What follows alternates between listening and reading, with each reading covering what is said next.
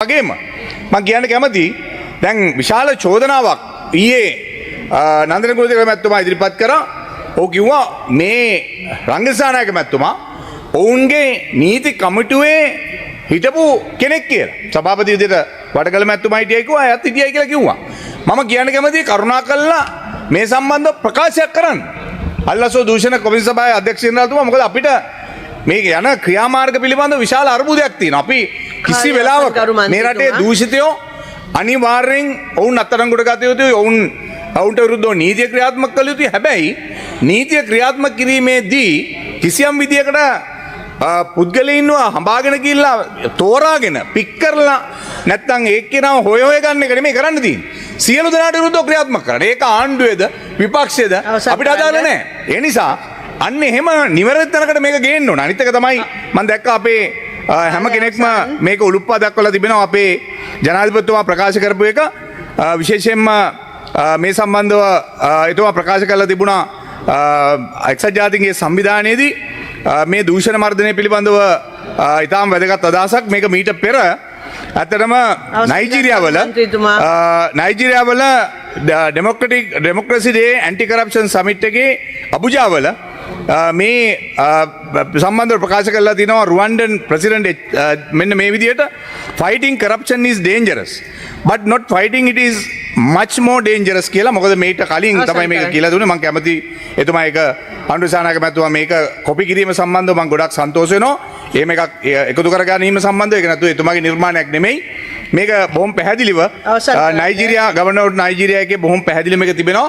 ඉතින් මම හිතන්නේ සන්තෝෂ වෙනවා. කොහෙන් හරි ඡේදයක් උපුටා ගත්තම අපේ කට්ටිය අපේ ජනාධිපතිතුමා මෙහෙම එකක් කිව්වයි කියලා ඇවිල්ලා කියන එක නෙමෙයි කල්පනා කරන්න ඕනේ. මේක ඊට වැඩිය වෙනත් රටක ජනාධිපතිවරයෙකුත් රුවන්ඩන් ජනාධිපතිතුමා මේ ගැන කතා කරලා තියෙනවා. අපි සන්තෝෂ වෙනවා. කොපි කිරීම හොඳයි. හොඳ ඒවා කොපි කරන්න ඕනේ. ඒක හැබැයි මේ ඇවිල්ලා කියන්න බෑ පාර්ලිමේන්තුවේ අපේ ජනාධිපතිතුමා මෙහෙම කතාවක් කිව්වා. ඒකින්ද කොපි කිරීම හොඳයි. සමකල නොහැක කොපි කළ හැක. ඒක තමයි අපිට අවසාන වශයෙන් කියන්න තියෙන්නේ. අපි රටක් හැටියට ජාත්‍යන්තරයට ගෙනිහිලා තියෙන පණිවිඩයක් තියෙනවා ගරු මුලාසරාට මන්ත්‍රීතුමනි.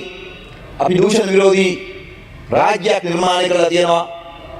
අපි ඒක ලෝකෙට ආදර්ශයක් දීලා තියෙනවා. ගරු ජනාධිපතිතුමා මේ රටේ 2.25 ලක්ෂ ජනතාව නියෝජනය කරලා තමයි එක්සත් ජාතික සංවිධානයේදී කිව්වේ දූෂණයට එරෙහි වීමේ අපේ පදනම. අද විපක්ෂයේ ගරු මන්ත්‍රීතුමාලා මේ හැල්ලු කරන්නේ ඕන්ම කියනවා නම් ඕන්ම ගෙනාපු ඕන්ම සම්මත කරපු දූෂණ විරෝධී පනත කියලා. ඒ පනතේ බලතරම තමයි ඕන අද හැල්ලුවට ලක් කරන්නේ. එදා ඕන ආණ්ඩුවේ ඉඳදී යම්පුව හැංගීමක් කරනවා ඕන උත්සාහ කරා නම් ඒක ගෙනල්ලා යම් සත්භාවයෙන් කටයුතු කරන්න. අද ඕන් අල්ලාසෝ දූෂණ කොමිසමේ නිලධාරීන් අධ්‍යක්ෂ ජෙනරාල්වරයා සභාපතිවරයා කොමිසන්වරු අවඥාවට ලක් කරනවා නම් හැල්ලු කරනවා නම් ඔවුන් ගන්න තීරණ හැල්ලු කරනවා නම් ඔවුන් අපහාසයට ලක් කරනවා නම් ඔවුන් කරන්නේ තමන් විසින්ම නිර්මාණය කරන්න උත්සාහ කරපු ඒ తত্ত্বය හැල්ලු කරගන්න. ඒකෙන් හැබැයි කොහොමත්ම මේ පාර්ලිමේන්තුවේ කෝප් කමිටුව හරි පොදු ව්‍යාපාර කාර්ය සභාව ගිණුම් කාර්ය සභාව එහෙම නැත්නම් පාර්ලිමේන්තුව නියෝජනය කරන ආණ්ඩු පක්ෂය අපි නාස්තියට දූෂණයට එරෙහිව ගෙනියන අරගලය ආණ්ඩුවක් හැටියට අපි වෙනුවෙන් ගන්න ක්‍රියාමාර්ග මොහොතකවත් අපි අකුලන්නේ නැහැ. මොහොතකවත් අපි අකුලන්නේ නැහැ. විශේෂයෙන්ම අද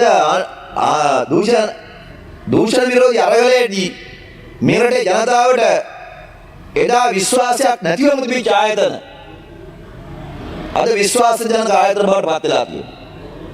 එදා විශ්වාසයක් නැති වෙන්න හේතුව එදා ආණ්ඩු බලය කොච්චර දුරට නීතියට ඇඟිලි ගැහුවද කිව්වොත් අපේ රටේ ඉතිහාසයේ අපට දැවැන්ත කළු පල්ලමක් නිර්මාණය වෙච්ච තැන තමයි ශ්‍රේෂ්ඨාධිකරණයේ අගවින්සුරු තුමිය ශිරාණි බණ්ඩාරනායක මහත්මිය ගැන මේ පාර්ලිමේන්තුවේ රැලි වෙනකන් විවාද කළා ගත තීරණය.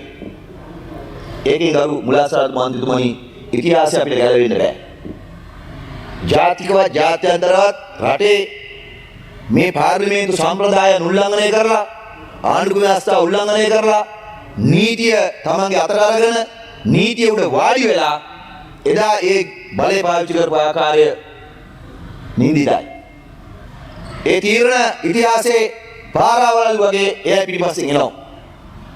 අද ඒ තත්ත්වය තමයි නිවැරදි කරගෙන අදීනව කොන්ද ගෙලින් තියාගෙන මේ ආසියාවේ පුංචි රටේ නායකයාට ගිහිල්ලා එක්සත් ජාතීන්ගේ සමුළු ආමන්ත්‍රණය කළා අපේ රට ගැන අභිමාණයෙන් අපිට කතා කරන්න පුළුවන්කම ලැබුණේ ඒක භාවිතාවෙන්ම අපි ක්‍රියාවට නගන ආණ්ඩුවක් නිසා.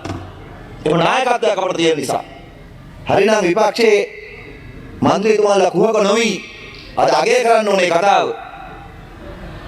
අද අගය කරන්න ඕන කතාව අපි එයාගෙන් බලාපොරොත්තු වෙන්නේ නැහැ. නමුත් මම දැක්කා ජාත්‍යන්තර පුවත්පත්, එක්සත් ජනපදයේ පුවත්පත්, නිව්යෝක් පුවත්පත් සහ ජාත්‍යන්තර නායකින් විශාල ප්‍රමාණයක් ජනාධිපතිතුමාගේ කතාව ඉතාම පැසසුමට ලක් කරලා තිබුණා.